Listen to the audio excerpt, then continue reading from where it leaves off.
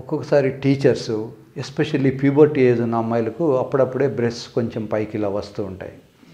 So that will be very much enticing. బాగా breast పెరిగిన తర్వాత ఇట్స్ న్యాచురల్, రోజు మనం అమ్మాయిల్ని చూస్తుంటాం, వాళ్ళకి ఉంటుంది.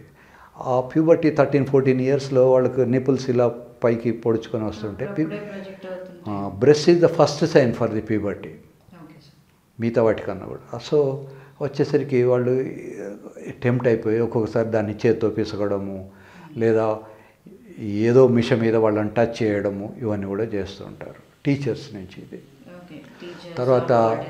తర్వాత ఆటో డ్రైవర్స్ కూడా ఆటోలో పిల్లల్ని తీసుకెళ్తూ వాడికి కొంత దూరం మన ఇంటి ముందర నుంచి వెనకాల సీట్లో కూర్చోబెట్టి కొంత దూరం అయిన తర్వాత వాడికి నచ్చిన అమ్మాయి అంటే అమ్మ నువ్వు ముందరికి రా అని చెప్పి ముందర కూర్చోబెట్టుకొని అదో రకమైన టచ్లో వాడు ఎంజాయ్ చేస్తారు.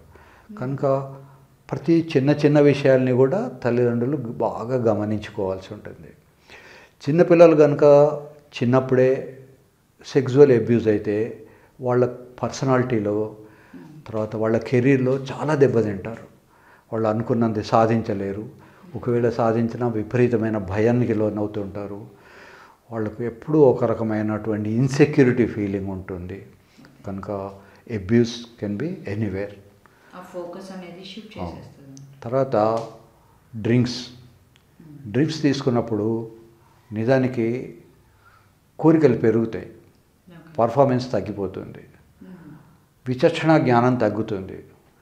ఒక్కొక్కసారి తాగినవాడు వాడు భార్యనా పిల్లనా కొడుకా బిడ్డనా అని కూడా చూడు, వాడి బిహేవియర్. ఈ మధ్య కాలంలో అమ్మాయిలు కూడా బాగా తాగుతున్నారు, కేవలం అబ్బాయిల కోసమే లేదు ఇది.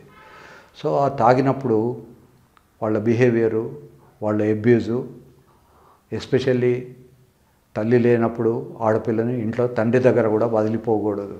తండ్రి ఉన్నప్పుడు వాళ్ళు తండ్రిని ఎదిరించి పోలీస్ స్టేషన్లో ఆ అర్ధరాత్రి కంప్లైంట్ ఇవ్వలేరు. కనుక ఆ సిచ్యువేషన్ రాకుండానే జాగ్రత్త పడాలి.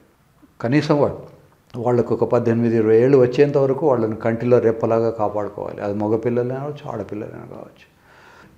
3rd ఇయర్ 4th ఇయర్ నుంచే వాళ్ళకు నేర్పాలి. తర్వాత మదర్స్ నేర్పించాలి, చిన్న ఆటలు నేర్పించాలి. ఇప్పుడు now I'm going to touch you, bad touch, ఏం చేస్తావు? So give a police complaint, అక్కడ పోలీస్ బొమ్మనో పోలీస్ అని రాసో అక్కడికి వెళ్ళి వాళ్ళకు కంప్లైంట్ ఇచ్చినట్టు అలా వాళ్ళకు ట్రైన్ చేయాలి. తర్వాత ఈవెన్ సోషల్ వర్కర్స్ కూడా మనం అనుకున్నంత గొప్పగా ఉండరు.